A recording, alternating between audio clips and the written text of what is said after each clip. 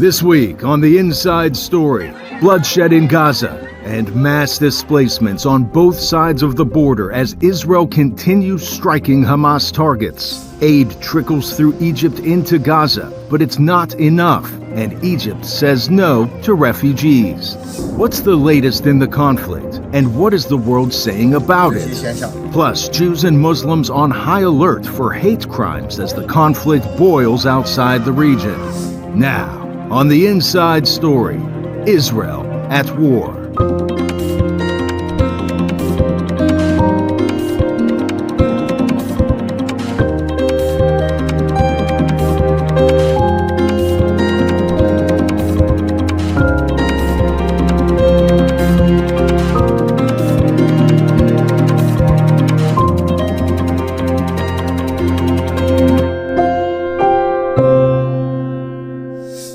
Welcome to the Inside Story. I'm Patsy Widakuswara at the White House. Israel's military actions against Hamas intensifies, as does the humanitarian crisis inside Gaza. The Biden administration continues to support Israel's right to defend itself as it tries to contain the conflict from spreading across the region.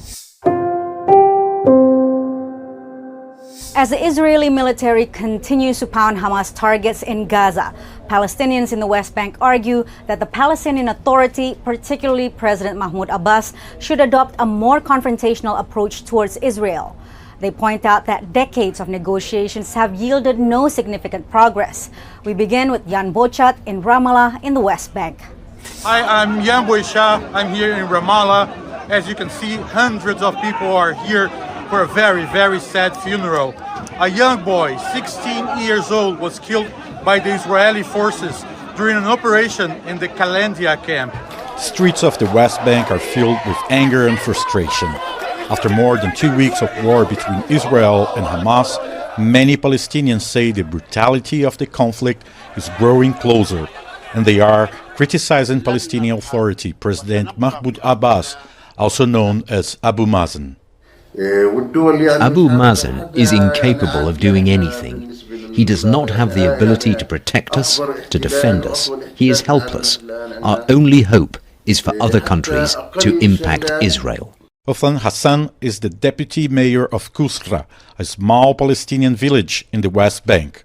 On October 11th, it was attacked by Jewish settlers who live in the area. 4 people were killed, according to the Palestinian Health Ministry. Since the Hamas attack in southern Israel on October 7, around 100 Palestinians have been killed in the West Bank by Israeli forces and Jewish settlers, according to different reports. As violence escalates, more people here are calling for a confrontational approach instead of the negotiations favored by the Palestinian Authority in recent decades. For many, Abbas and the Palestinian Authority have not benefited Palestinians by taking a less assertive stance toward Israel.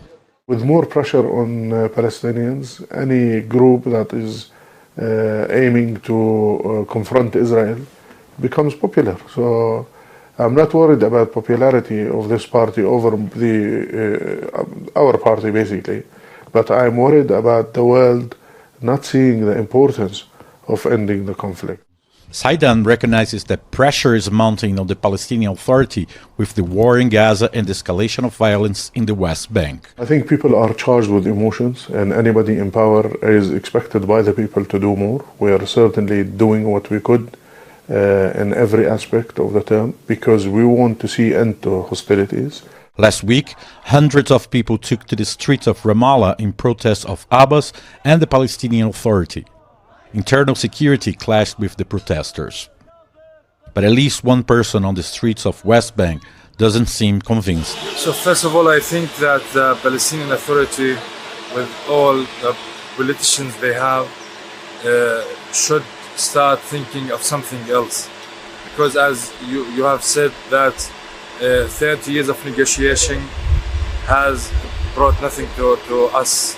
As the division in the West Bank grows, only one thing seems to unite Palestinians here: the sense that the worst is yet to come. I'm Jan Bochat from Ramallah for VOA News. While the humanitarian situation in Gaza is becoming increasingly dire, on the Israeli side of the border, those forced to evacuate are also looking for shelter.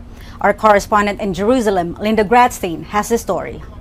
A tent city goes up on the grounds of the Kfar Maccabiah Convention Center in a Tel Aviv suburb for the latest group of Israeli evacuees, now fleeing towns near the Lebanese border and the threat of Hezbollah rocket attacks and incursions. Until now, many of the 200,000 Israeli evacuees fleeing attacks from Hamas in the south and Hezbollah in the north have been housed in hotels throughout Israel. Here is an attempt to have a shelter for 200 evacuees from the north of Israel. We've erected for them 30 tents, glamping style, that will enable them to really enjoy themselves while they're here as much as they can. Gisin says the tents can withstand severe weather conditions if the war continues into the winter. He says the challenge is keeping the tent dwellers safe, so they have limited the number to 200 because that is the capacity of the nearby bomb shelter that would protect them against rockets from Gaza. Like Kfar Maccabiah, the resort city of Eilat is already over 100% capacity with evacuees from near Gaza, and workers are putting up a tent complex for 400 new evacuees coming from the north. Residents of Kibbutz Kerem Shalom, just 30 meters from the Gaza border, have been housed in a hotel in Eilat, in better times a popular vacation spot on the Red Sea. It's a small comfort in the midst of a terrifying ordeal. Many people are so terrified and so traumatized that they don't even dare going out of the hotel. So living in a tent seems so not protective and not giving the security feeling we need. We need to refine our trust in people and to rebuild our strength and feel secure. In Gaza, hundreds of thousands of Palestinians have fled their homes in the north of the enclave amid heavy bombardment by Israeli warplanes and an Israeli warning to move to the southern Gaza Strip ahead of an expected ground invasion. Many have been living in tents erected by the UN for more than 2 weeks.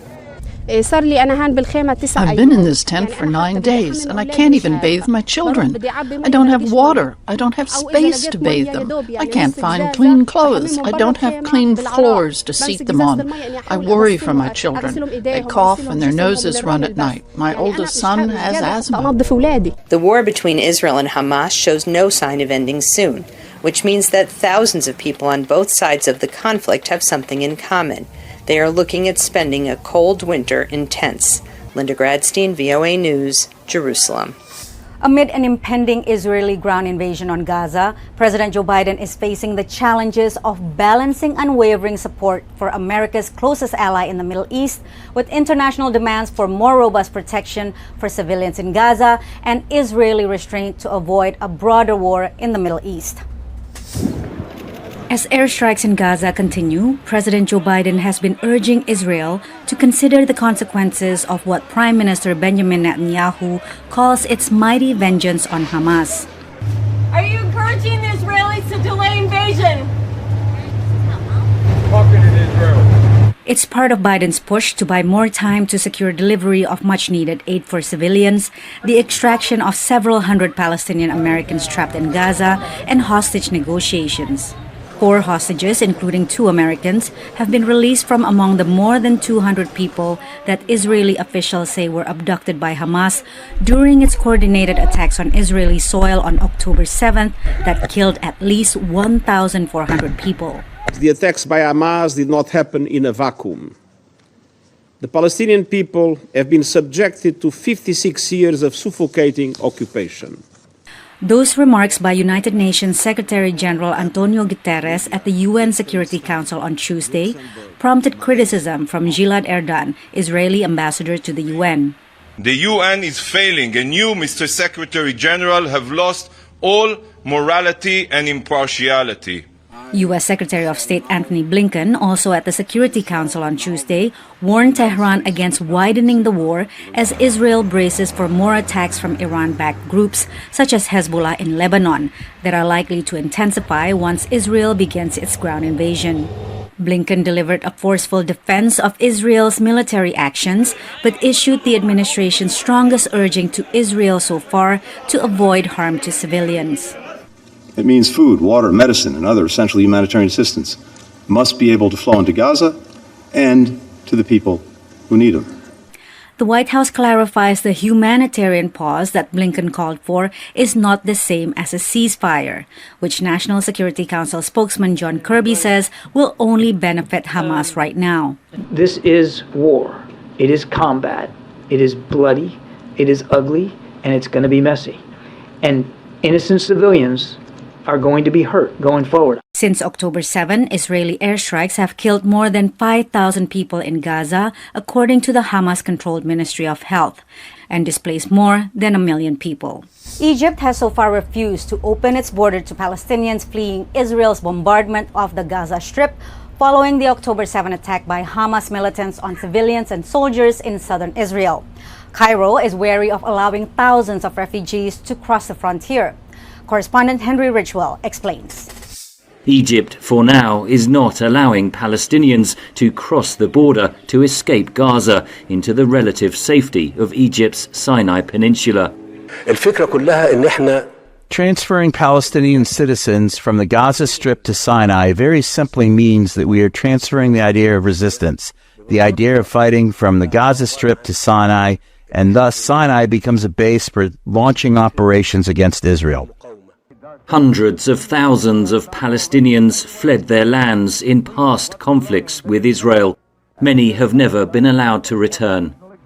Egypt and much of the Arab world fears the consequences of Palestinians once again fleeing Gaza, says analyst Chris Doyle of the Council for Arab-British Understanding. It does not want to land up hosting hundreds of thousands of Palestinian civilians in the Sinai in a tented city, with really quite a clear agenda, certainly on the Israeli right, that becomes the permanent solution. As in many cities across the Arab world, Egyptians have taken to the streets to denounce Israel's bombardment of Gaza. We're seeing a lot of anger right now, in Egypt about what's going on. So they'll be wary of being seen to be somehow supporting Israeli actions at this moment, even though in private they are very critical of Hamas as well. Egypt's president seized power in a 2013 military coup, ousting the democratically elected Muslim Brotherhood government. Let's not forget that Hamas is an offshoot of the Muslim Brotherhood. And the more we see death among civilians, Palestinian civilians, the more people will go probably to the street, and it can really inflame the political situation in Egypt. And that's why it's actually the Egyptian interest to mediate a ceasefire and mediate quickly. While Egypt has dialogue with Hamas, it is also able to talk to Israel. Strategically, there is great understanding between Israel and Egypt over the last 10, 11 years. And the other side, for Israel, is a convenient neighbor. Because what is the alternative? The Muslim Brotherhood? This is definitely not something that Israel would like. Henry Richwell, VOA News, London. With the death toll now reaching into the thousands and disturbing images of the conflict being widely circulated on social media, a sense of mutual hatred is emerging among certain individuals as the conflict continues to escalate. We go back to Jan Bochat in Jerusalem for the perspectives of both sides in Israel and the Palestinian territories. The violence has been nonstop as Israeli warplanes bomb Gaza, while Hamas continues to fire rockets into Israel. West Bank protests broke out after last Friday's prayers, and confrontations between Israeli forces and Palestinians left several dead. For the first time in almost 20 years, Israeli jets attacked a West Bank town. On the border with Lebanon, violence is also escalating, raising concerns on both sides that a new war between Israel and Hezbollah might be about to begin. On social media, graphic scenes of violence are everywhere, available to everyone. The Israeli government posted video that purports to show body cam footage of a Hamas militant shooting at a civilian vehicle and a dash cam video from inside the car. VOA could not independently confirm the authenticity of the video. The unfiltered and sometimes false information fuels mutual hatred that is becoming more intense and ingrained in people on both sides of this conflict. These children you see, these quadruplets, their parents waited 16 years to have them. Now they are killed. What did these kids do to Israel? Nadush Mohammed lives far from Gaza in a comfortable house in Ramallah. She says she would prefer to be dead than watch what is coming to her phone every day. After seeing it, she says, it's impossible to even think about living in peace with an Israeli. We are different from them. We saw the treatment of Hamas towards children and the treatment of Israel. What they said about the burning of children is not true. Hamas treats its hostages very well. She refers to a video she saw released by the militant group Hamas, claiming it is taking good care of Israeli children it is holding hostage. The content of that video is unverified. For several days, Ramallah's streets have been full of people protesting the Israeli attacks on Gaza. In Israeli communities close to the Gaza border, life has all but stopped. In Ashkelon, the biggest city near Gaza, few go out into the streets. The sirens don't go off as often as they used to at the beginning of the war, but rockets keep coming from Gaza, aimed at them. In this once bustling marina, only a few people came for a stroll on a sunny afternoon. After several days at home, Yana decided to come out for a walk with her boyfriend Nikolai. Their realities are quite different from those of Nadush, but they strangely seem connected by the hatred they express. They showed videos of the soldiers who are kidnapped, of children who were pulled from vehicles. They raped girls in the squares in Gaza. I don't think there's a difference between them. They are the same. Yana, like Nadush, doesn't think it will ever be possible for Israelis and Palestinians to coexist after this. You cannot live with them in peace. In the end, they will kill us because they are taught in school that we are their enemies. Yana refers to videos she has seen on social media that claim to show Palestinian schools teaching children to view Israelis as their enemies. That content is also unverified. Israelis and Palestinians have both grown up in a culture of mutual hatred and distrust. Many on both sides of this tragedy see death and destruction more than ever as the only solution. For Jan Boshat in Jerusalem, Marcus Harden, VOA News. As Israeli airstrikes continue, so has the barrage of disinformation. The conflict is being fought not only on the ground, but also on the internet. Correspondent Robin Guest brings us the details. As Israel escalates its military response to Hamas, it moves to crack down against media that it says support the militant group. Included in new emergency regulations, a plan to shutter the Al Jazeera local bureau over claims of Hamas propaganda. Critics argue moves to silence journalists or an entire news organization amount to censorship. Quinn McHugh is the executive director of the press freedom organization, Article 19. Shutting down access to information and a legitimate news agency such as Al Jazeera is never a step that should be taken lightly.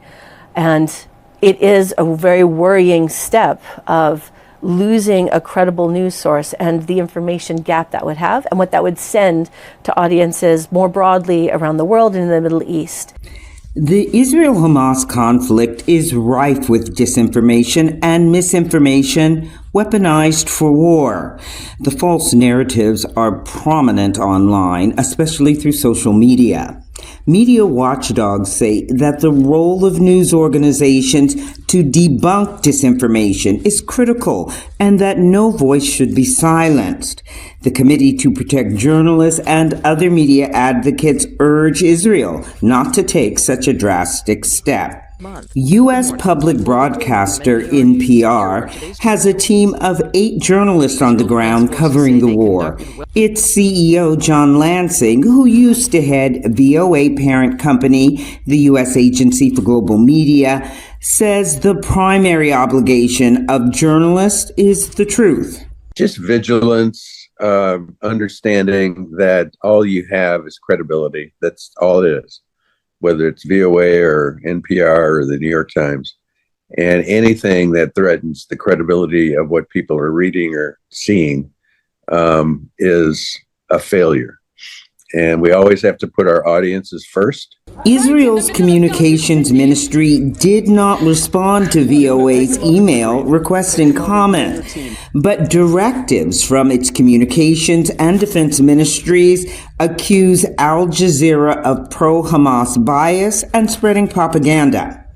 Israel says it considers Al Jazeera's reporting a threat to its national security, its soldiers, and its civilians. Al Jazeera did not respond to VOA's email requests for comment, but its published code of ethics states in part that its journalists must adhere to values of fairness and independence. Some media watchdogs say Al Jazeera is not an outlier news organization spreading disinformation. They're able to provide a very interesting and balanced and unique perspective. Shutting that agency down and removing them would be a very chilling step for freedom of expression in the media in the region that would open the floodgates to other kind of restrictions and repression. As the conflict escalates, media analysts watch closely for moves restricting news coverage on either side of the war. Robin Guess, VOA News. Muslim and Jewish communities in the U.S. are on alert, fearing a rise in harassment and hostilities related to the Israel-Hamas conflict. VOA's Veronica Balderas Iglesias has the perspectives of those affected and those calling for measures to diffuse mounting tensions. For the first time in 2 decades, the Council on American Islamic Relations, or CAIR, was forced to move its annual banquet to an undisclosed location due to threats of violence related to its stance on the Israel-Hamas war. The hotel informed us they were receiving significant death threats to plant bombs in the parking garage, to storm the building. And these threats were coming from anti-Muslim and anti-Palestinian extremists who were angry about our organization's support for Palestinian human rights. Some U.S. synagogues have also had to interrupt online and hybrid services due to bomb threats related to the war in the Middle East, according to the American Jewish Committee. The advocacy organization had ties to Samantha Wall, president of the board of the Isaac Agree Downtown Synagogue, who was found stabbed to death at her home in Detroit on October 21st. Police have not found evidence that it was a hate crime, but the investigation is continuing and Jewish leaders are taking extra precautions. We're seeing individuals really trying to take efforts to ensure their personal information is not available. It's a moment where we have to just be really aware and observant. Fear is also engulfing some environments where Muslim students receive their education. The national nonprofit Islamic Schools League of America told VOA. On Friday, there was one full-time Islamic school in the Chicagoland area that received credible and detailed threats against their school community, and they decided to move to remote learning. Jewish daytime schools are actively seeking more funding to strengthen their own security measures. Shatterproof glass and ballards and all of these other safety measures that institutions can put into place. But we also call on religious leadership and political leadership across the world to condemn anti-Semitism, to condemn Islamophobia, to condemn hate-motivated violence and speech, and to call it out when they see it, not to encourage it. Thanks for joining us on this episode of The Inside Story, highlighting our continuing coverage of the war in Gaza. Catch up on past episodes on our free streaming service, VOA Plus, and stay up to date with all the latest news at voanews.com. Follow me on social media at Piwi Daguswara. See you next week with another episode of The Inside Story.